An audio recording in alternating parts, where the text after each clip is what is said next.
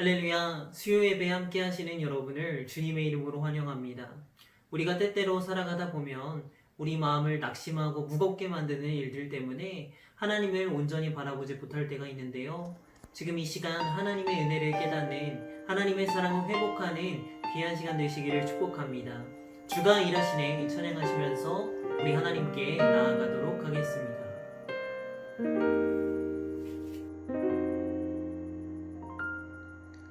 날이 저물어 갈 때 빈들에서 걸을 때 그때가 하나님의 때 내 힘으로 안 될 때 빈손으로 걸을 때 내가 고백해 여호와 이래 날이 저물어 갈 때 빈들에서 걸을 때 그때가 하나님의 때 내 힘으로 안 될 때 빈손으로 걸을 때 내가 고백해 여호와 이래 주가 일하시네 주가 일하시네 주께 아끼지 않는 자에게 주가 일하시네 주가 일하시네 신뢰하며 걷는 자에게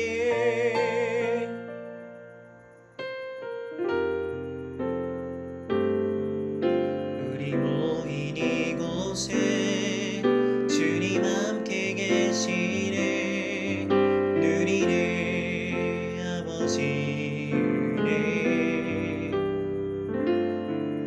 적은 떡과 물고기 내 모든 걸 드릴 때 모두 고백해 여호와 이래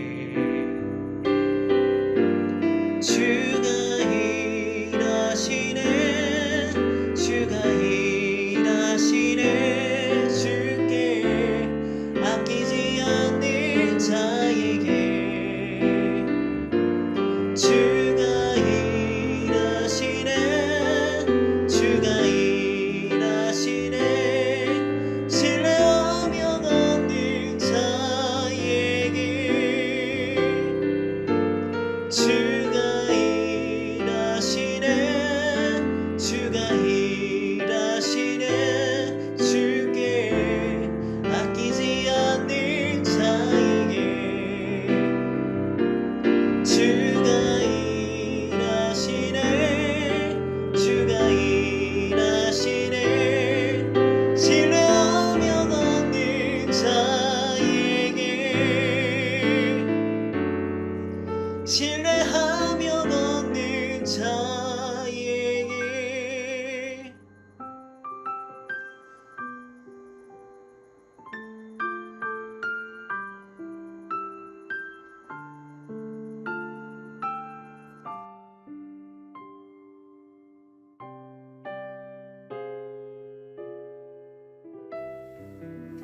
오늘 함께 읽을 하나님의 말씀은 시편 13편 1절부터 6절까지 말씀입니다. 함께 읽도록 하겠습니다.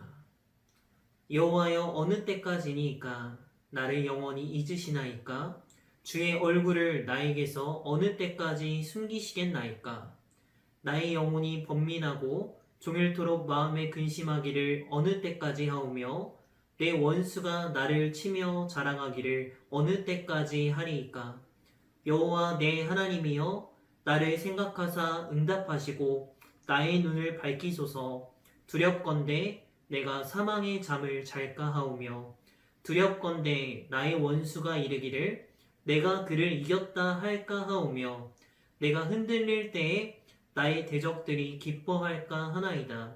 나는 오직 주의 사랑을 의지하여 싸우니 나의 마음은 주의 구원을 기뻐하리이다. 내가 여호와를 찬송하리니 이는 주께서 내게 은덕을 베푸심이로다. 아멘. 할렐루야. 오늘 말씀의 제목은 다윗의 눈물입니다. 말씀을 통해서 은혜 받는 시간, 여러분이 있는 곳에 하나님의 임재가 충만하게 임하시기를 간절히 소망합니다. 여러분, 우리가 우는 거 하면 잘 아는 속담이 하나 있는데요. 바로 우는 아이 젖준다 라는 말입니다. 가만히 처분만 바라는 사람보다는 적극적으로 나서서 간청하는 사람에게 더 잘해준다 라는 뜻을 가진 속담인데요. 이 속담이 나오게 된 유래가 무엇일까요? 아마 어떻게 보면 예전에 우리네 어머니들께서 아이가 울기만 하면 젖을 주었던 그 당시의 육아 방식을 반영한 속담 같습니다. 그런데 우리가 생각을 해보면 우는 아이에게 무조건 젖을 주면 될까요? 아기들이 자기들이 의사를 전달하는 그 방법이 우는 것밖에 없기 때문에 울지만 운다고 해서 다 젖달라는 얘기는 아닙니다. 전문가들은 그 아이들의 울음소리, 높낮이라던가 크기라던가 리듬이라던가 이런 것들을 다 비교해서 연구했다고 하는데요.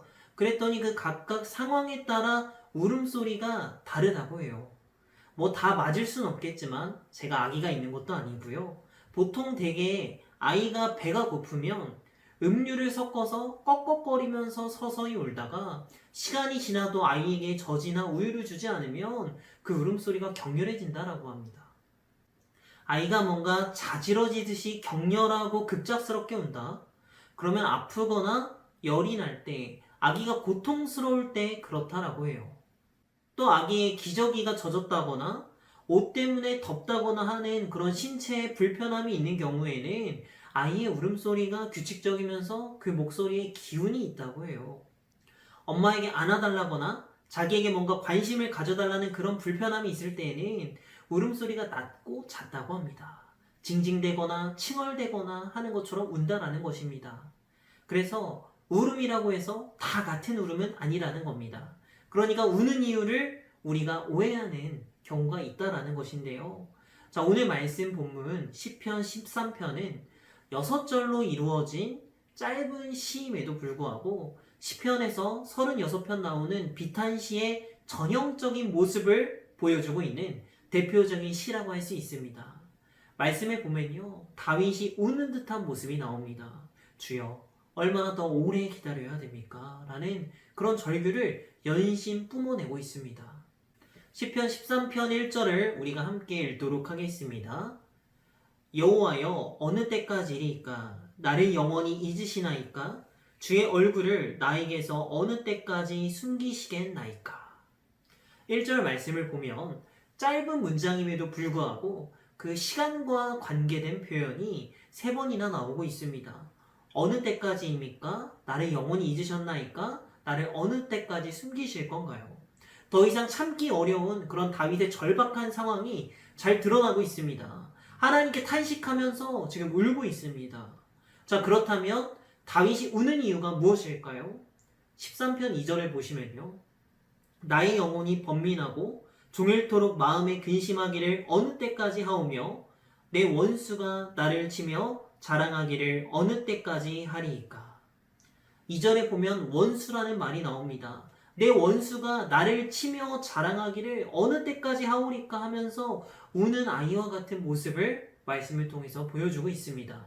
그래서 우리는 다윗이 원수로 인해서 삶의 현실이 복잡하고 환란이 임하고 어려워졌으니까 울면서 하나님 빨리 나서서 삶의 현실을 좀 편안하게 바꿔주세요. 원수를 물리쳐주세요. 원수들이 왕권을 빼앗아가고 있으니까 그 왕권을 되찾게 해주세요. 이런 식으로 우리가 해석을 할 수도 있겠습니다.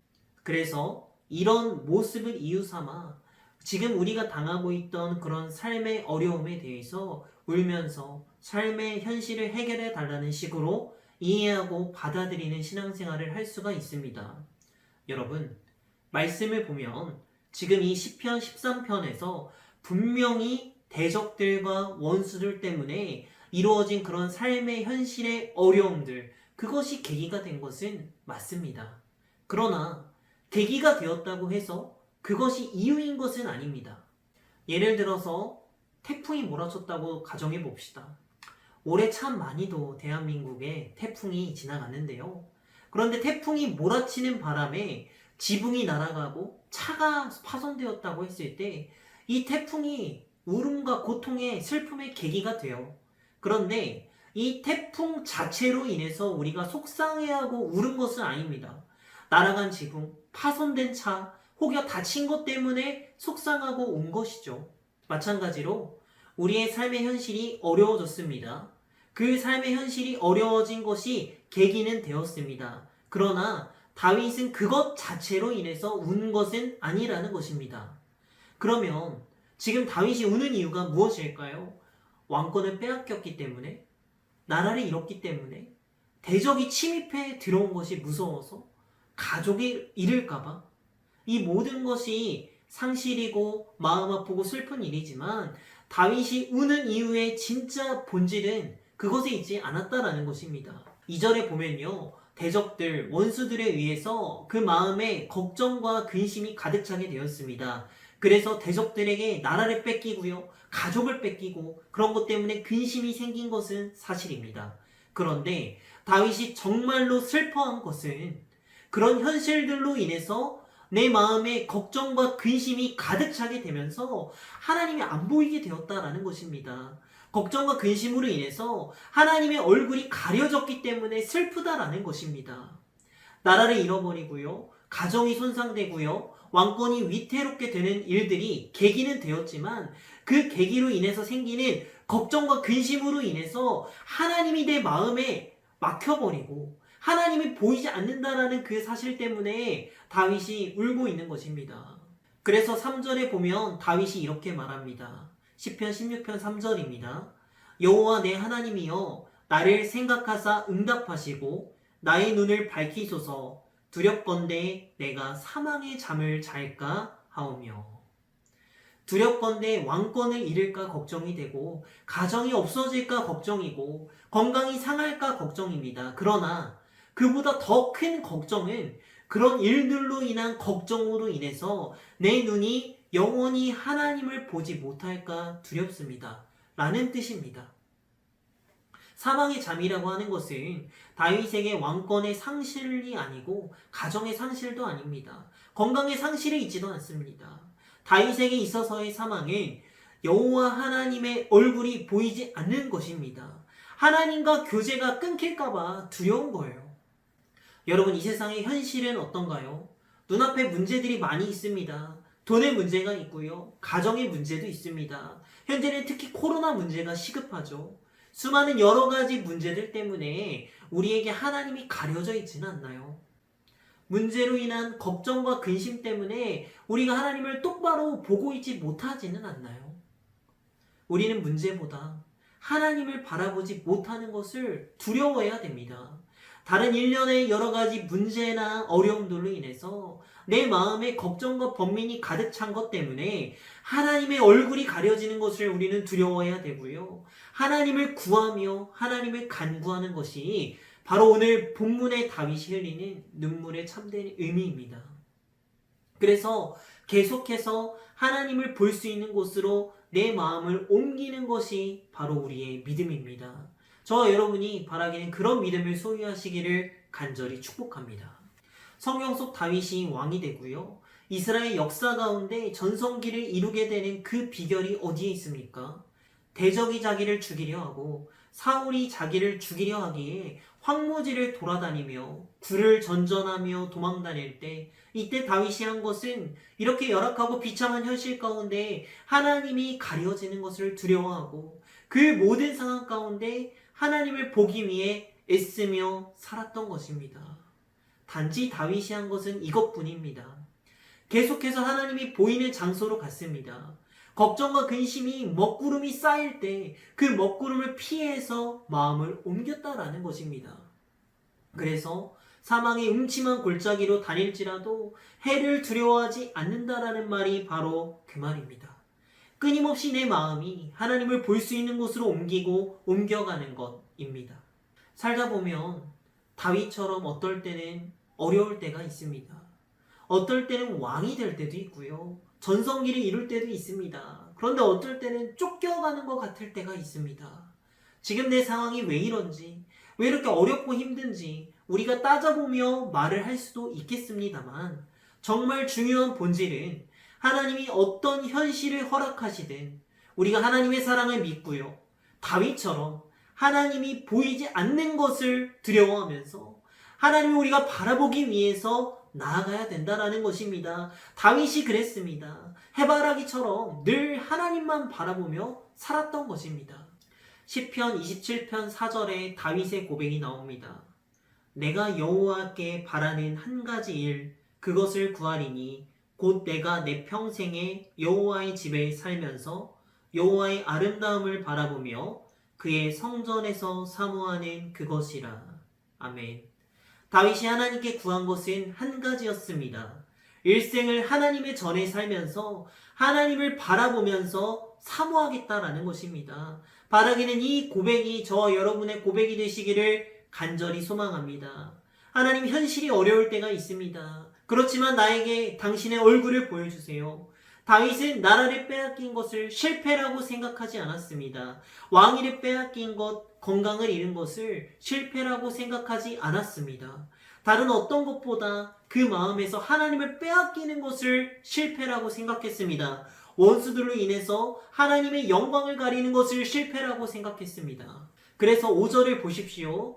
나는 오직 주의 사랑을 의지하여 싸우니 나의 마음은 주의 구원을 기뻐하리이다. 아멘. 다윗이 간구합니다. 주님, 내 마음에 주님의 구원을 기뻐하게 해주세요.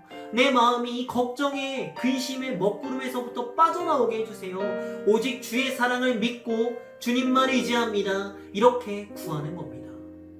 바라기는 이 다윗의 눈물을 가지는 영화교회 모든 성도님들 되시기를 간절히 축복합니다. 살다 보면 참 어렵고 힘든 일들이 많지요. 아까 고백했던 찬양처럼 우리가 날이 저물어가는 것 같고 빈들에서 걷는 것 같은 때가 있습니다. 하지만 그때가 하나님이 일하시는 때입니다. 우리는 그 하나님을 우리 마음의 중심에 모셔야 될 줄로 믿습니다. 오늘도 그 하나님을 바라보면서 그 하나님과 함께 살아가는 거룩하고 복된 인생 되시기를 예수님의 이름으로 축복합니다. 기도하시겠습니다. 할렐루야. 사랑의 하나님, 우리가 살아가다 보면 때때로 하나님과 우리 사이를 가로막게 만드는 어려움과 힘듦의 시간들이 있지 않습니까? 우리가 그 시기를 걸어가고 있다면 이 시간 하나님을 온전히 바라보게 하시고 우리의 마음의 중심을 온전히 하나님께로 향하게 하여 주시옵소서. 그리하여서 우리의 삶에 역사하시는 하나님을 경험하며 날마다 하나님과 동행하며 승리하는 믿음의 복된 영화교회 성도님들 될 수 있도록 성령 하나님 역사하여 주시옵소서. 예수님의 이름으로 기도합니다.